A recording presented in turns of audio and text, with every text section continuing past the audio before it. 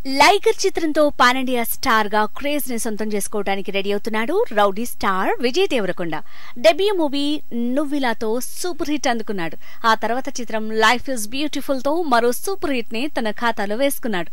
ఎవరే సుబ్రహ్మణ్యం హిట్ కాగా పెళ్లి చూపులు సూపర్ హిట్. ఇక విజయ్ దేవరకొండ నటించిన Arjun Reddy block buster hit కావడంతో స్టార్ హీరోగా కెరీర్ కొత్త మలుపు తిరిగింది.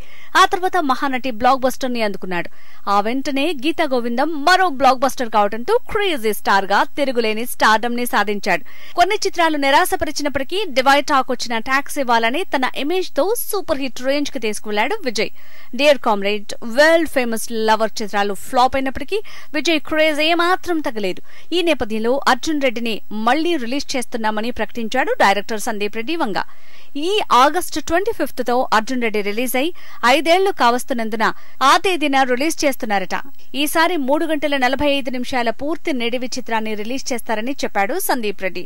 థియేటర్స్ లోనా లేక ఓటీటీలోనా అనే క్లారిటీ రావాల్సి ఉంది.